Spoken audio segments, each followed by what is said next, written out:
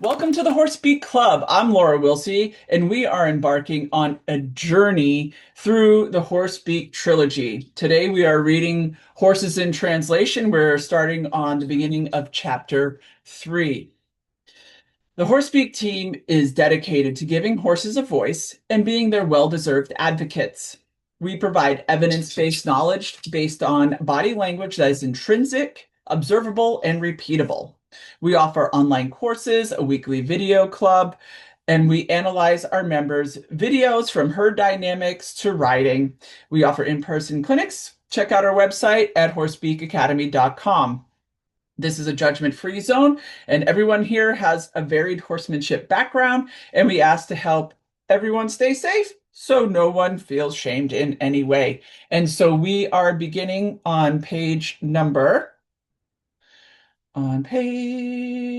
chapter 3, which is page number 37. All right, so here we go.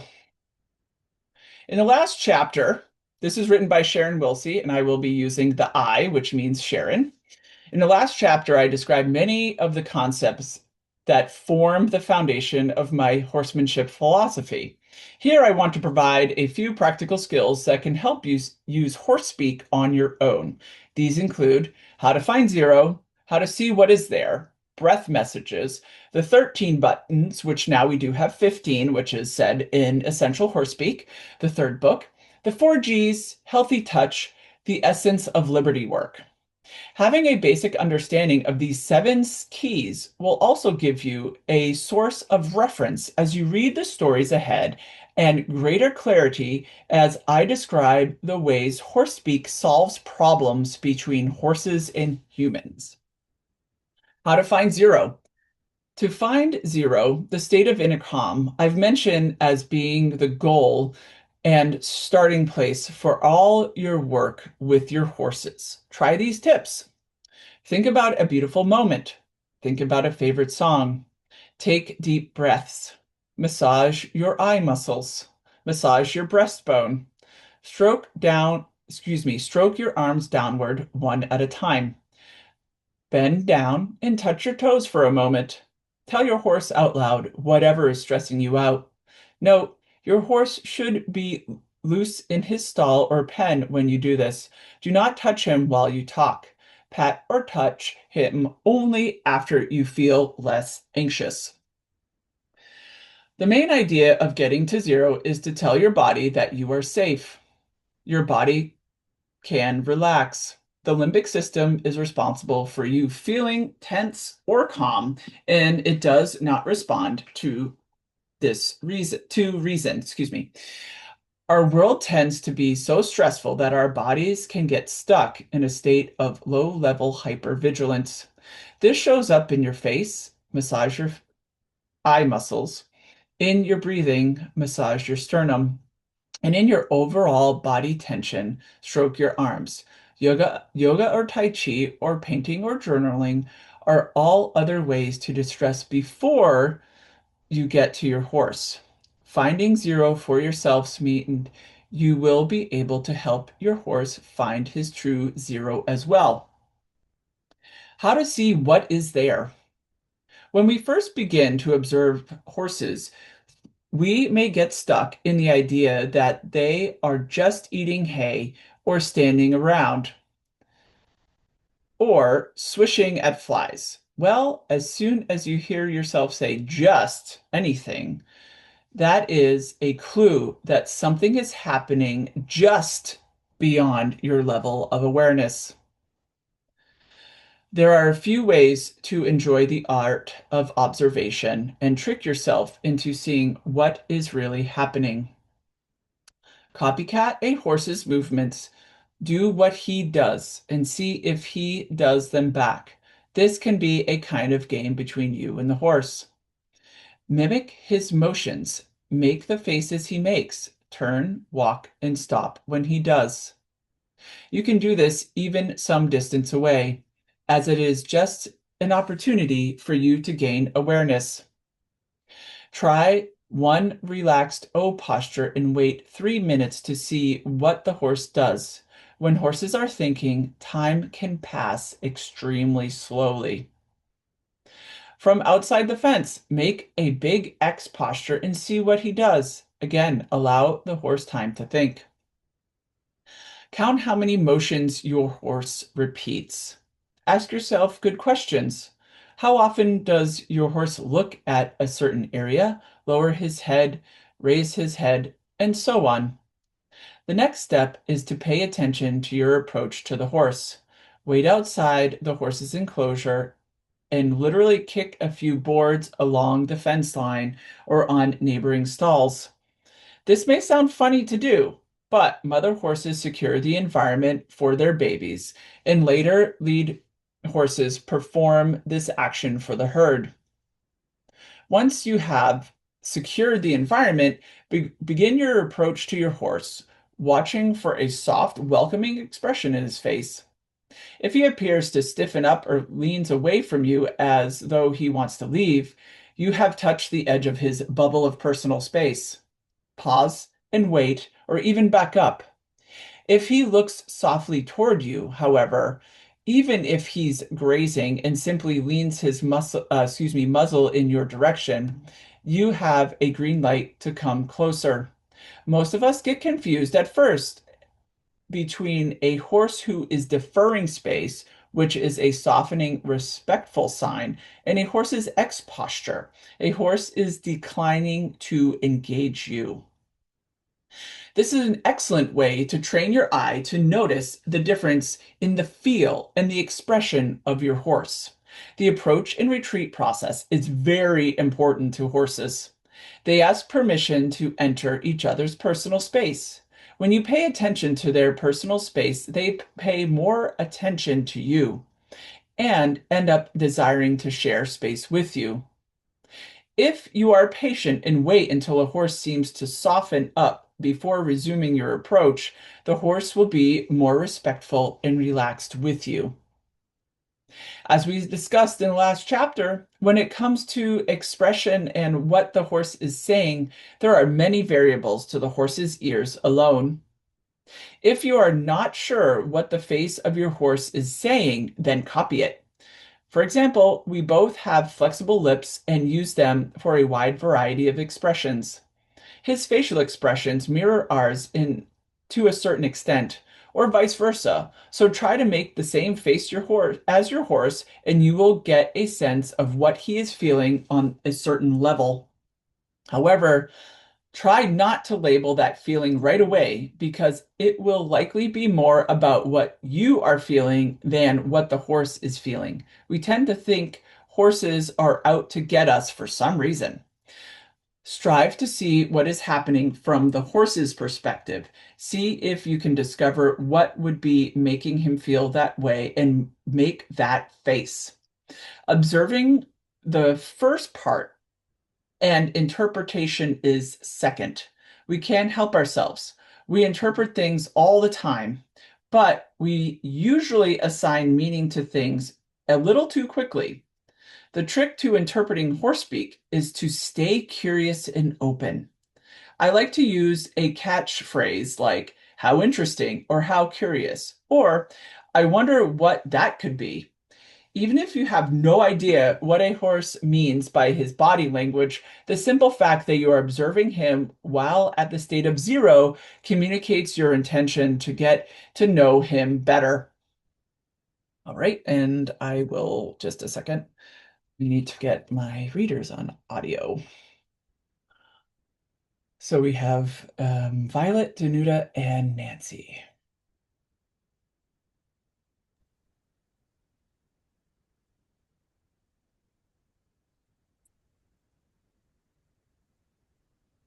All right.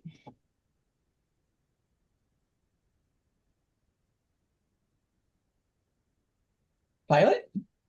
Hey, All right. breath messages. Out of necessity, horses need to stay as quiet as possible inside and out to not attract predators. They utilize their breathing to create a whole platform of communication through subtle sounds. Really explaining how we can do breath messages is not possible in a book. You need to hear and see them to truly understand them. My DVD, Horse Speak First Conversations, helps clarify many breath messages. In the meantime, here are a few helpful hints.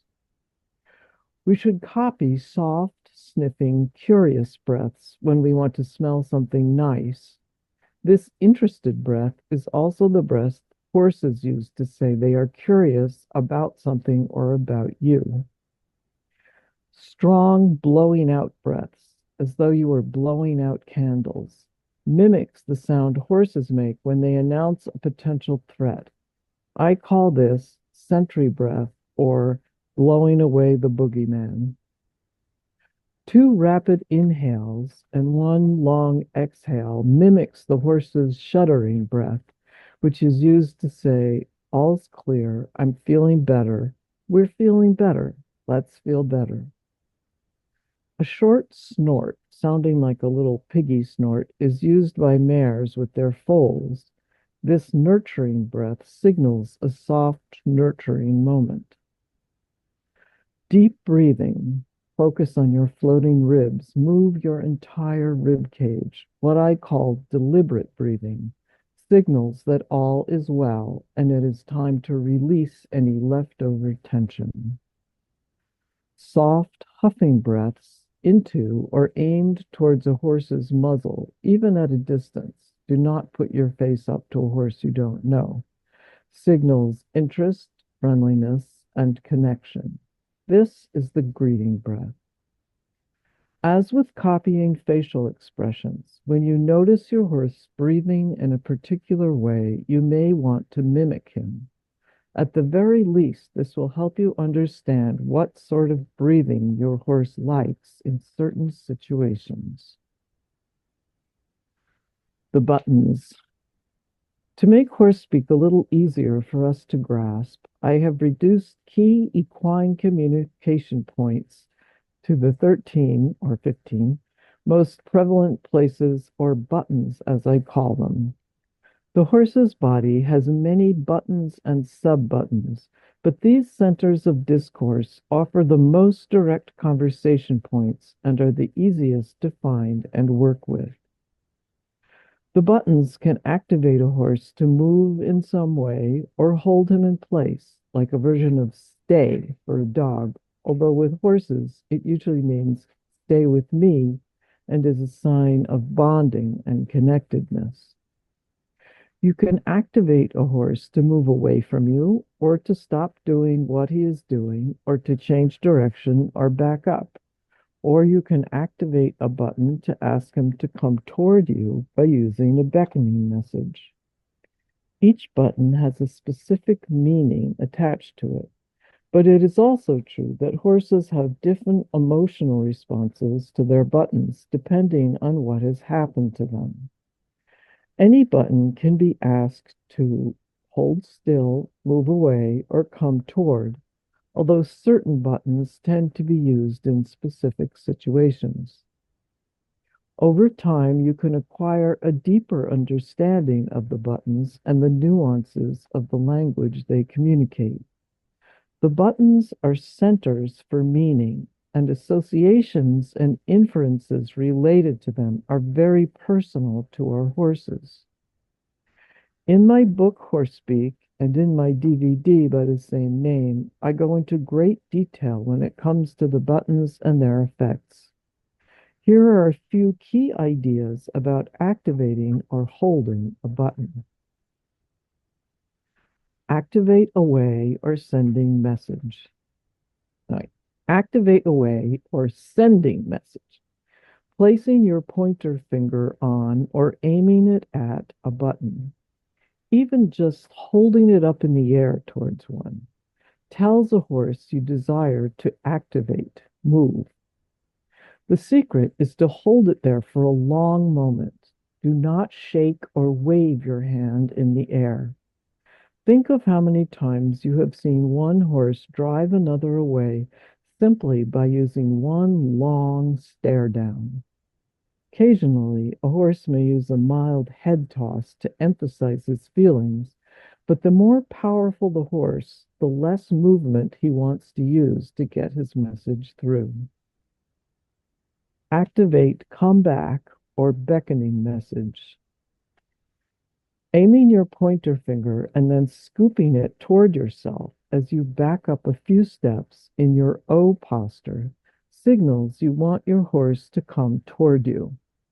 This is just like the come here finger curl we use with other people, only as you scoop your finger toward yourself, make a motion that resembles pulling threads off the button you are activating and into your lap. This pulling sensation triggers a desire in the horse to want to come to you. Try it with friends. I think it's the nudist's turn now. Stay still. Holding your palm against a button tells the horse to either hold still while in connection with you or to push back towards you and come to you. Sniffing a button tells the horse you won't harm him in that place. You are buddies. With horses, this is most often seen around the neck, but they will also sniff each other's bellies and rumps. You may not want to sniff that far. Touching the girth button with your palm, ask the horse to line up. Imagine a marching band getting ready to go. It again needs to be noted that horses are very subtle. There is a difference between buddying up at the shoulder button, which implies rest or even a nap, and lining up at the girth button in a state of readiness like you might see in two driving horses yoked together. The touch on the girth button can be in preparation to go somewhere or to hold steady right where you are. Think of how horses go somewhere together. Pals can line up with each other at the girth, but horses that are not friends won't do this. When a horse moves carefully and slowly past you, I call it a sail-by. He is showing you the girth button as well as the rest of his buttons, and is saying he is open to connecting with you. Horses tend to go somewhere together when they initiate communication with this button. Excuse me. However, they can also ask for space by aiming a message here, which typically results in the receiving horse moving off sideways or forwards. Foals line up with their heads aimed here to keep in stride with mum. Since this button is pretty much in the center of the horse's rib cage, breath messages can influence it a great deal. When riding, our legs and heels are sending quite a lot of information to this area. It is a good idea to explore as many conversations as possible with this button because we use it so much. Touching the shoulder button has multiple meanings as well. If you are seeking to establish yourself as a leader for your horse, then you can use the shoulder button in conjunction with the mid-neck or go-away face button to request the horse to give you more room or step aside. Since all hierarchical conversations between horses deal with the core values of personal space, this button is very efficient in gently demonstrating that you own the space. However, the shoulder button can also ask a horse to buddy up with you. This is not as serious as the line-up request at the girth button, which implies more of a need to stick together. Buddy up says, "We are pals, we can hang out," or "Let's take a nap." Placing your palm on the shoulder button and remaining still, or simply standing at the shoulder without touching him, tells a horse that you want to share space. Since horses do not spend a lot of time touching each other, standing quietly near each other is an important part of social connection. Hint, horses prefer us to stand closer to the shoulder button. Standing by their heads feels invasive to them, just like it would to us. Picture someone saying hello to you and shaking your hand, but then never backing up. You'd feel crowded and invaded too. Touching the hip drive button sends a weaker horse forward and implies the other horse has his back. Or in other words, or kick the coyotes if they come up from behind. Horses use a great deal of gentle touch there. They will sniff, rub their chins or faces on the button, or use their X expression to send a nervous horse forward. In disputes, a horse may get bitten in this area as well. A dominant horse may seem to forcibly drive a timid horse forward from this button. But in most situations, there is one big outrush of intensity, and then it is over. Note, we must be very careful with this button. I advise asking for simple steps forward or sideways, one at a time, to simulate the kind of patient rearranging a mental horse will do when telling a timid horse he has his back. Use both a palm down gesture and your pointer finger to see what your horse says about it. Always use caution, however. If a horse tucks his tail, hunches down, throws his head up, or demonstrates any other X messages, only try activating or holding this button from over a straw wall or fence. Your horse will still see it. I have had a horse up to 50 feet away respond to activation of this button. If you're only looking for a flinch or lean, you are only looking for a flinch, a lean, or a single step at first. The less you ask in the beginning, the more willing your horse will become to move off easily and without tension or resistance later on. When working with the 13 buttons, remember that the horses thrive on anything rhythmic, anything. Rhythm is the theme of their lives. We ride them because of the rhythm of their gaits feels so good to us. There is a rhythm to using horse speak as well. The 4 Gs. I call the 4 primary stages of horse speak the 4 Gs. They include greeting, the stage when you initiate contact, attend to a protocol of politeness, sort out hierarchy, leadership roles, and establish special needs by determining how near or how far apart you should be. A careful touch of muzzle to muzzle or knuckles human to muzzle is used as a respectful offering to communicate. Both the greeting button and go away face button can be employed during this stage. Going somewhere. This initiates leader-follower protocol. Includes making space on all sides, in front, behind, side to side, and requests a horse follow the leader. This stage can be completed in one moment or take all day. It occurs in 2 parts. First, there is awareness of the intention of movement and the buttons in play while not trying to walk anywhere. Best used in the stall, paddock, or pen. Second, you actually move off together, sorting out who moves whom and how to make turns, stops, and starts together. Going somewhere mimics the ability of a herd to move cohesively. 3, grooming can be the hardest of the 4 stages of horse speak to authentically reach because horses do not initiate deeper levels of connection until the greeting and going somewhere rituals are satisfied. Grooming initiates all forms of intimacy, including contact and distance intimacy. Uses beckoning and balancing gestures. Balanced horses are relaxed.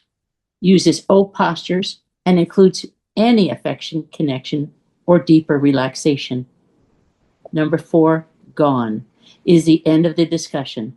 When a horse swishes his tail at someone, he is saying that moment, whatever kind of moment it might be, is over. This also includes a version of no, shaking the tail, the stomping of a foot when a horse is asked to do something he does not want to do. In stronger examples, no can be accomplished by a squeal or a strike.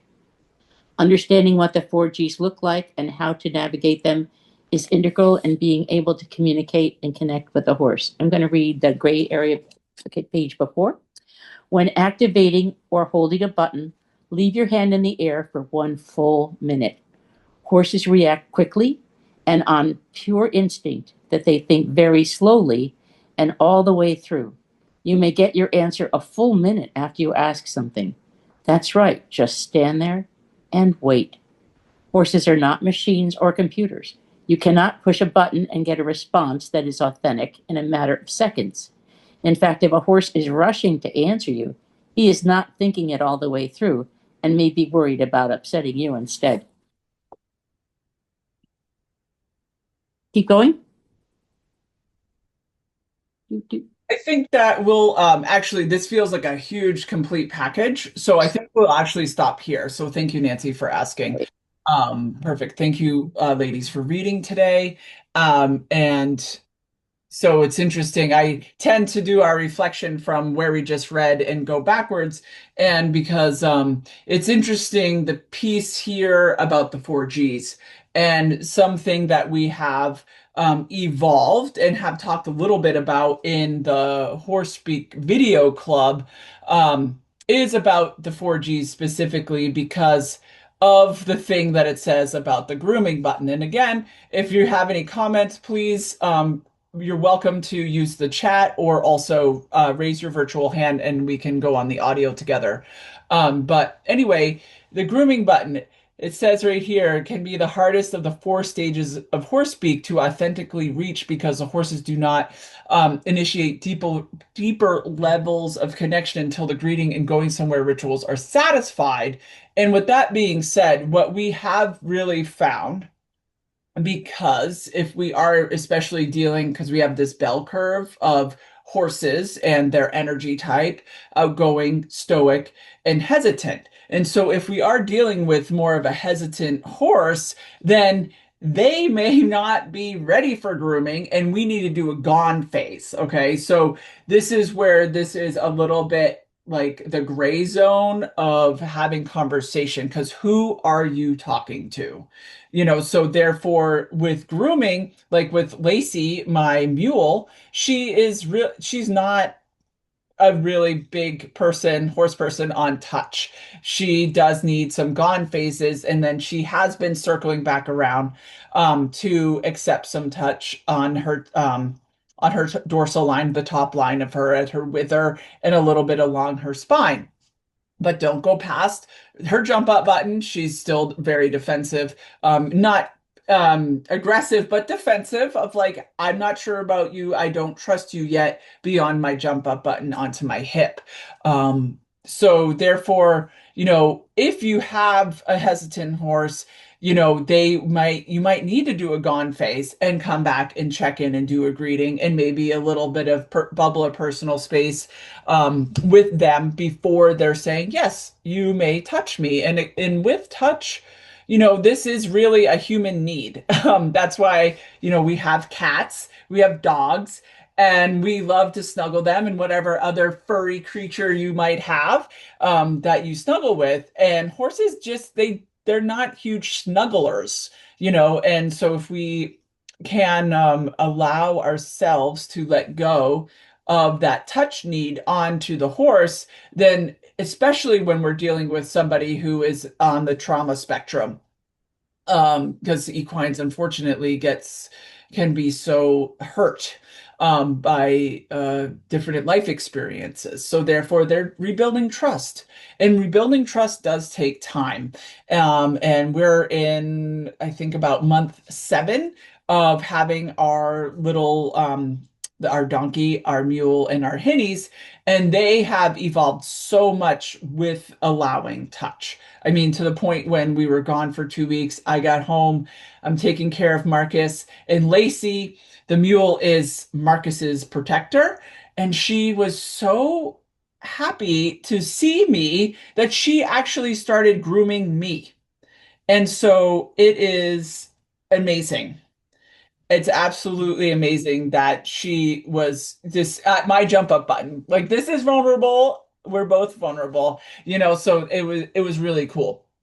And so I'm going to just say this now. I know we're going to talk about this in Healthy Touch, but since I'm talking about the grooming, horses are little like cats. You don't usually, to upset your cat, you would pet them the opposite direction of their fur, which does create static electricity, things of that nature. And horses similarly are not overly keen with getting their fur brushed in the opposite direction. So, and sometimes with sensitive horses, a curry comb, which is, kind of the rubber type material, that can create static electricity. So a lot of horses that we meet tend to not like a curry comb. So observe your horse. Like how do they tend to like that circular motion? Some horses do, so it is still the spectrum that we're dealing with each individual horse. And maybe our energy too does play a role in how are we brushing? Are we brushing like I'm stressed and I want to like hurry up and get the saddle on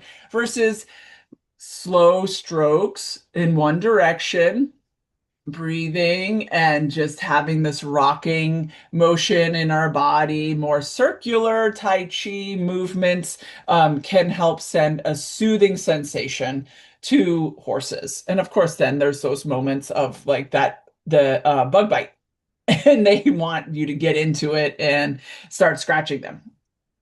So I really like the part that was in the box. When activating or holding a button, leave your hand in the air for 1 full minute. And that does seem like forever. And 100%. And especially, people who are the, stereotypical like type A, get her done kind of people. A minute is, like myself, a minute is a long time.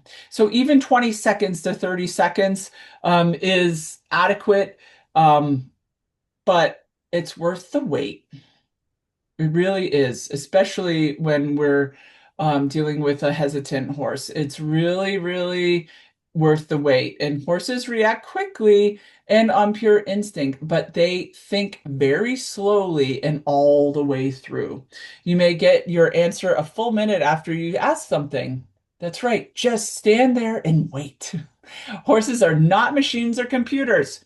You cannot push a button and get a response that is authentic in a matter of seconds. In fact, if a horse is rushing to answer you, he is not thinking it all the way through and may be worried about upsetting you instead.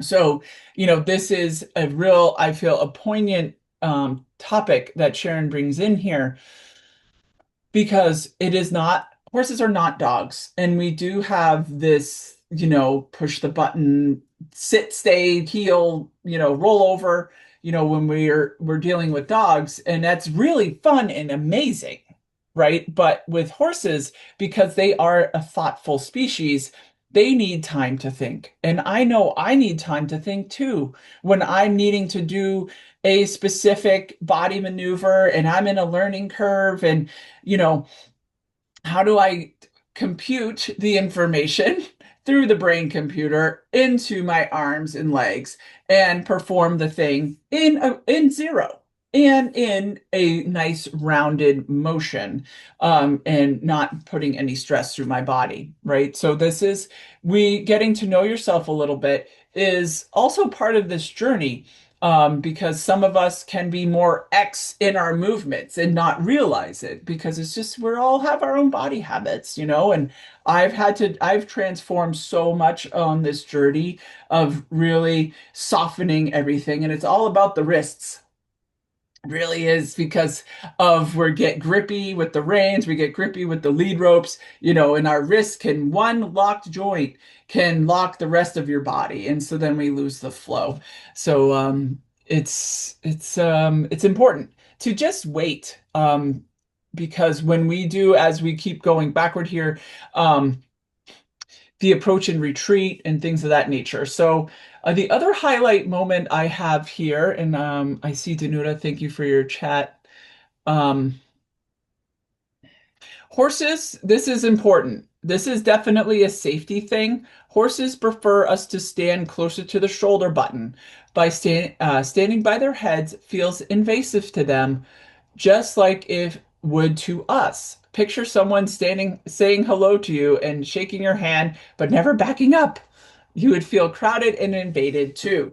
And so with horses, they really are assessing the situation and needing to find an exit strategy, especially if you're in a corner or on a fence line.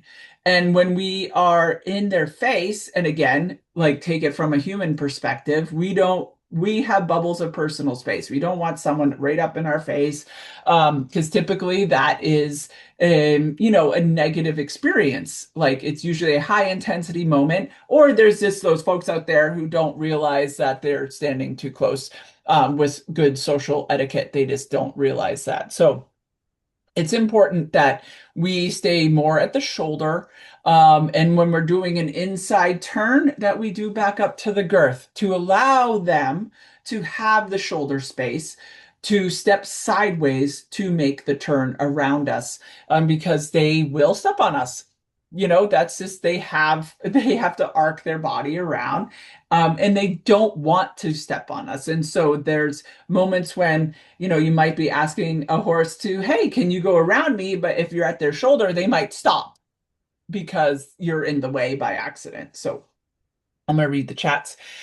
It's the difference between a response and a reaction. Yes, thank you. I appreciate you continuing that thought. We often react first, then after a moment have a think, and our response can be different to our initial reaction. Yeah, absolutely.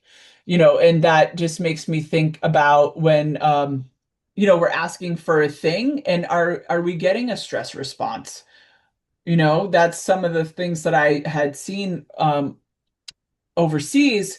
It was the white of the eyes are right there.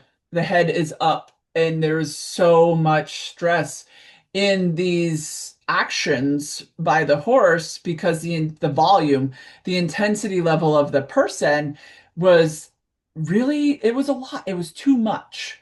And we want responses. We want thoughtful responses versus getting that reaction. So it's really slowing down is a big part of a lot of feedback that we do get from folks when we are, teaching in person, because the way we demonstrate things. So, yeah, it's thoughtful and slow, like watching paint dry. It really can be. And that's like some of the old masters say, good training is slow and boring. And it is like watching the paint dry, because we want to have thoughtful responses and not reactions. All right. Thank you, PJ. Interestingly, I have observed in my horses, the horse initiating grooming grooms the other horse in the way he wants to be groomed, with the intensity in place he to wants her to groom him. Sometimes she breaks off grooming because it has more intensity than she wants. Yes, absolutely. I've seen, it's interesting. So Marcus, our donkey, he's had this foot problem, and he's been just being an amazing. He's just been getting through. We've been doing pain management with him, but he has been laying down a lot, and donkeys are known to just lay down. Period. They won't walk, and to the point where the veterinarian said sometimes they have to put nerve blockers in, for donkeys, because they just won't stand on their foot if they have an abscess. And you need to have that pressure to help move the abscess out. So Marcus has been laying down a lot, and it's interesting because Lacey, his protector director, inspector, she comes over and she starts really, when she wants him to stand up, she starts at the mid neck on his top line and really grooms, and then she starts going after the wither. And what we've observed in our studies of mama and babies, so our Your Horse's First Teacher webinar series, we do see how the mamas are really focusing on the wither, and so wither up. And so that's like, if you can imagine, if you could pick up a horse like a towel from the wither, it's like really that center point where everything pulls up. And so she has groomed him to be like, hey, it's time to get up. And he gets up because she has asked him, get that neck going, let's get up. So it's really neat to see, these little things that they do with each other and be like, oh, that's too much. I'm going to walk away because I don't like your intensity anymore of the grooming. One of the hardest things for me to do is not standing at their head too long.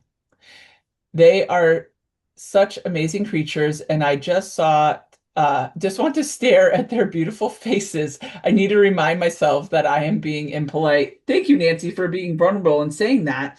And yeah, of course, like, and we love the, like, I think from also the studies that we're doing with the HRV, the heart rate variability, is that in comparison to our heart rate and our heart rate variability, our resting heart rate is much higher than a horse. So we're, in the upwards of 80s, depending, there's a range for every person. And then with the horses, it's much lower. It's, 25, 35 is normal-ish, And so therefore, and also their HRV is higher. And so it's just like we're kind of flipped with HRV and heart rate. And so it's interesting that what we as people are attracted to in horses, which is actually a lot of movement, because then what we're kind of, thinking about with this study is that when horses are moving, their heart rate and HRV is mirroring ours because the higher heart rate for a horse means a lower HRV. And so it's really fascinating. So we're kind of like making them mirror us versus then there is the flip side of like standing in the presence of a horse because everything is their heart rate is lower. And if we just even look at heart rate, their heart rate is much lower than ours. So then we're actually we're like borrowing their nervous system to help our heart rate feel more settled. So it's just something just interesting that, bringing the sciencey thoughts into what we're doing with our body language, because it's nervous system on nervous system, and that's why I think, horses we find them so therapeutic and that there's so many people that have stories about like this horse changed my life. They helped me in such a tough part of my life, or we use horses in therapy, and things of that nature. It's just because they just show up, just being a horse, because of the way their heart rate is. It's really something interesting to think about. And we're going to continue our studies and see what happens. So let's see. I read or heard somewhere that horses also groom each other to relieve stress. Yes, stress grooming is definitely a thing also. Today I witnessed one of our horses asked to be groomed by another because we have a new dog in the household. I've not seen these two groom each uh, other before. Yeah, absolutely. We have seen, and that can be more of that intensity, like really getting into it, and both of them are grooming each other. Yes, that can definitely be a thing. Um, Interesting that their heart rate is lower than ours. It explains how calming it is to stand with a horse that's not eating, just standing still. Thanks to Suzanne for the earlobe tip. Yes, oh, I missed the earlobe tip. Dun, dun, dun, dun, dun. So yeah, I mean this is the interesting thing, right? Like even if I find the sound of the chewing, the rhythmic chewing of being in the presence of a horse is really fascinating to my nervous system, but it's I think that we do because our heart rates, expand off of our body. I think it's 8 to 10 feet. Similarly for horses, you can look that up. I don't know how accurate that is. So you can check it out for yourself, but there are, studies out there. And if anyone knows, you could throw it in the chat. Um, so, there's reasons why we innately want to spend time with horses, especially at this time of evolution of the human race, where we are not in chop wood, carry water time anymore. We're in this relationship industry with them. And it's interesting. And now the dynamic, we don't do these different activities with them, like plowing the fields and things of that nature. So, um, yeah, is there an equivalent place on the ear on the horses? I just took a course on sound effects to the polyvagal system and learned a lot how so much of our faces give us direct access.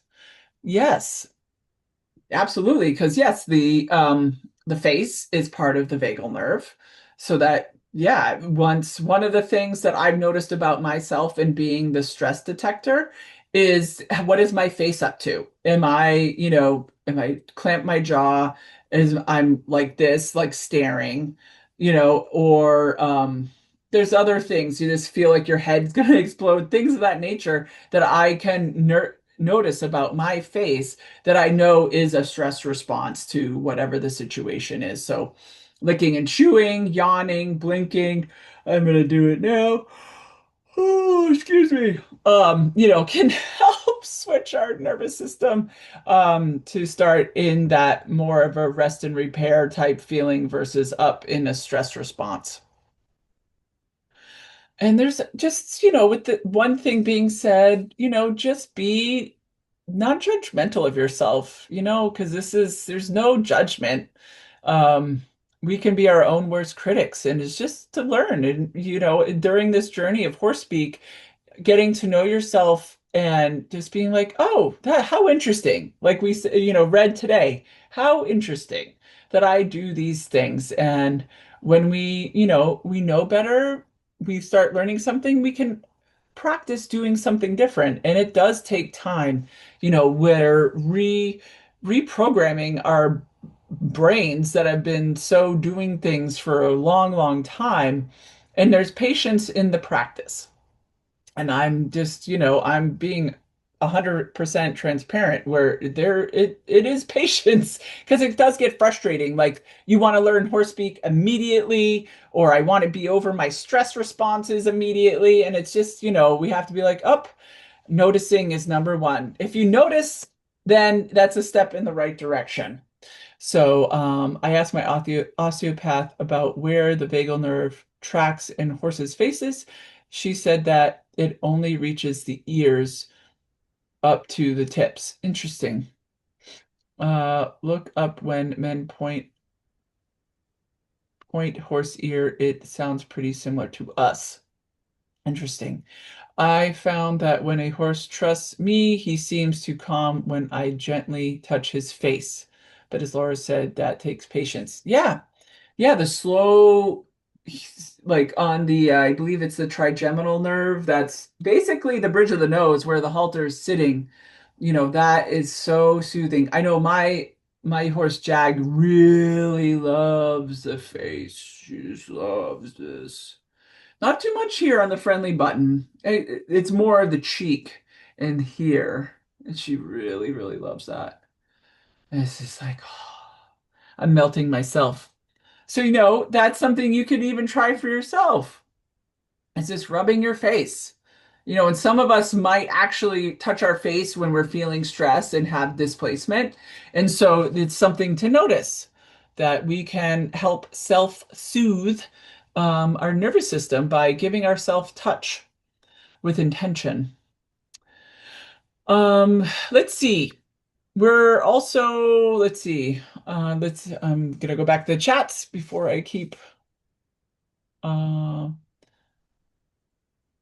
oh yeah, please remind us. Thank you, PJ, for keeping me on point of logistics. So yeah, I am gonna be away again, y'all. So I apologize that we're gonna have to take another break. And this should be, oh, we're almost done soon. This year has gone by like absolutely so quickly. So I will be gone on the 16th and the 23rd. So we'll be back on the 30th. And then we should be mostly for the rest of the year. There might be a couple other dates, but we should be ready to rock and roll and get through this book and then into Essential Horse Speak.